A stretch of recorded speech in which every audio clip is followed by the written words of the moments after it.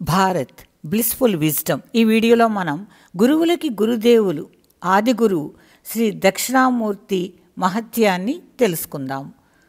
వయోవృద్ధులు, మహాజ్ఞాన సంపన్నులు, మహిమాన్వితులైన మహర్షులు చుట్టూ పరివేష్టితులై ఉండగా పరబ్రహ్మతత్వాన్ని మౌనంగా చిన్ముద్రతో బోధిస్తూ పరమానందపు పారవస్యంలో ఉన్న యువకుడు జ్ఞానమూర్తి అయిన దక్షిణామూర్తి రూపంలో ప్రకాశిస్తున్న ఆది గురువులు మహాదేవ శివునికి నమస్కరిస్తున్నాము.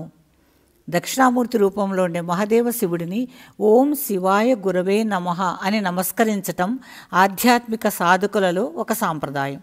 గురుదేవుల రూపంలో అంటే దక్షిణామూర్తిగా పరమేశ్వరుడు శాస్త్రాలని, లౌకిక ఆధ్యాత్మిక విద్యలని ఈ ప్రపంచానికి అందించారు. ఏ విద్య అయినా శాస్త్రమైనా మహాదేవ శివుని ద్వారానే వచ్చాయి. అవి మాతా పార్వతీదేవి అడిగిన ప్రశ్నకి జవాబుగా కానీ, లేదా మహర్షులు దేవతలు అడిగిన ప్రశ్నలకి జవాబుగా కానీ ఆది గురువులు ఇచ్చిన సమాధానాలే ఈ శాస్త్రాలు. దక్షిణామూర్తి అంటే సాధారణంగా ఆయన దక్షిణ దిక్కు వైపు చూస్తూ ఉంటే ఆయన శిష్యులు ఉత్తర దిక్కు వైపు చూస్తుంటారు. ఉత్తర దిక్కు అభివృద్ధికి, ప్రగతికి గుర్తు. దక్షిణ అనే సంస్కృత పదానికి దక్షత, నేర్పు, కౌశలం, సమర్థత, విద్య, మేధస్సు అనే అర్థాలను చెప్తారు. ఇవన్నీ కూడా మనిషి యొక్క అభివృద్ధికి కావలసిన లక్షణాలు. ఇటువంటి శక్తులకి అధిష్టాన దేవత దక్షిణామూర్తి. దక్షిణామూర్తిని ఉపాసించే వారికి, ఆయనను భక్తితో పూజించే వారికి నైపుణ్య శక్తి, బుద్ధి కుశలత, వివేక శక్తి, కార్యనిర్వహణ కౌశలం బాగా వృద్ధి చెందుతాయి. ఆధ్యాత్మిక సాధకులకి ఆయన గురువుగా మార్గదర్శనం చేస్తారు. అందుకే ఆధ్యాత్మిక మార్గంలో ఉండే సాధకులకి దక్షిణామూర్తి ఆరాధ్య దైవం. ఆయనని భక్తితో, నమ్మకంతో పూజిస్తే, ఆరాధిస్తే వారికి ఆత్మసాక్షాత్కారం కలుగుతుంది. మహాదేవ శివుడు ప్రథమంగా బ్రహ్మదేవుడికి దక్షిణామూర్తి అవతారంలో దర్శనమిచ్చారు. ఆ తర్వాత సనక సనందనాథులకి, నారద మహర్షికి, సప్త ఋషులకి, మహర్షులకి కావలసిన విద్యలని, జ్ఞానాన్ని ప్రసాదించారు దక్షిణామూర్తి రూపంలో మహాదేవ శివుడు. సందర్భానుసారం ఒక్కొక్కరికి ఒక్కొక్క రూపంలో దర్శనమిచ్చారు.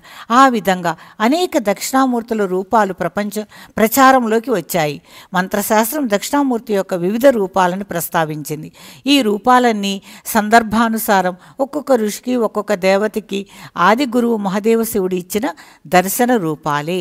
అవి శుద్ధ దక్షిణామూర్తి, మేధా దక్షిణామూర్తి, విద్యా దక్షిణామూర్తి, లక్ష్మీ దక్షిణామూర్తి, శ్రీ వాగీశ్వర దక్షిణామూర్తి, వటమూల దక్షిణామూర్తి, సాంబ దక్షిణామూర్తి, హంస దక్షిణామూర్తి, లకుట దక్షిణామూర్తి, వీర దక్షిణామూర్తి, చిదంబర దక్షిణామూర్తి, వీరభద్ర దక్షిణామూర్తి, కీర్తి దక్షిణామూర్తి, బ్రహ్మ దక్షిణామూర్తి, శక్తి దక్షిణామూర్తి, సిద్ధిద దక్షిణామూర్తి, వీణా దక్షిణామూర్తి. కొందరు పండితులు వీణా దక్షిణామూర్తి, వటమూల నివాస దక్షిణామూర్తి ఒకరే అంటారు. దక్షిణామూర్తి సాధారణంగా అర్ధనిమీలిత నేత్రాలతో చిన్ముద్రలో చుట్టూ మహర్షులు కూర్చుని ఉన్న మూర్తులే ఎక్కువగా మనకి కనిపిస్తాయి. ఒకసారి శ్రీ ఆది శంకరాచార్యుల వారికి దక్షిణామూర్తి దర్శనమైనప్పుడు ఆయన ఆ ఆనంద పారవస్యంలో ఒక చక్కటి స్తోత్రాన్ని రచించారు. అదే చాలా ప్రసిద్ధి పొందిన దక్షిణామూర్తి స్తోత్రం. అందులో నుంచి 2 మంచి శ్లోకాలు చూద్దామండి. చిత్రం వట తరోన్మూలే వృద్ధా శిష్యా గురుర్యువా గురోస్తు మౌనం వ్యాఖ్యానం శిష్యాస్తు చిన్న సంశయా. చుట్టూ కూర్చుని ఉన్న శిష్యులందరూ వృద్ధులు, గురుదేవులు యువకులు. గురుదేవులు మౌనంగా ఉన్నారు. ఆయన బోధలు శిష్యులు గ్రహిస్తున్నారు. వారి సందేహాలన్నీ తీరిపోతున్నాయి.